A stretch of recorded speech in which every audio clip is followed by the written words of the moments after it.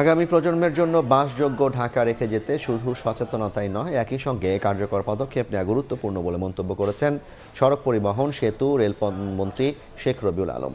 শনিবার বিকেলে রাজধানীর হাজারীবাগে মশক নিধন ও পরিষ্কার পরিচ্ছন্নতা অভিযানে অংশ নিয়ে তিনি এই মন্তব্য করেন। বলেন, শহরে যত্রতত্র বর্জ্য ফেললে সুষ্ঠু বর্জ্য ব্যবস্থাপনার নজির তৈরি করা সম্ভব নয়। একই অনুষ্ঠানে অংশ নিয়ে ঢাকা দক্ষিণ সিটি কর্পোরেশনের প্রশাসক মোহাম্মদ আব্দুস সালাম বলেন, জনগণ সচেতন না হলে সিটি কর্পোরেশনের একার পক্ষে মশক নিধন এবং পরিচ্ছন্নতা অভিযান পরিচালনা সম্ভব নয়। সামনের বর্ষা মৌসুমকে কেন্দ্র করে মশক নিধন ও পরিচ্ছন্নতা নিয়ে বিশেষ পরিকল্পনার কথাও জানান তিনি। যদি জনগণ 50% দায়িত্ব পালন না করে, সিটি কর্পোরেশন 50% দায়িত্ব পালন করলেও কিন্তু সিটি পুরা পরিষ্কারও থাকবে না, মশার হাত থেকেও বাঁচা যাবে না।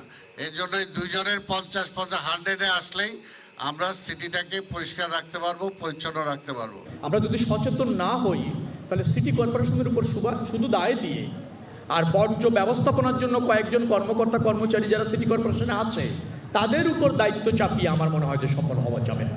আমরা ক্লিন ঢাকা করতে চাই, আমরা একটা সমৃদ্ধ নেশন করতে চাই, আমরা সবার আগে বাংলাদেশকে প্রাধান্য দিতে চাই।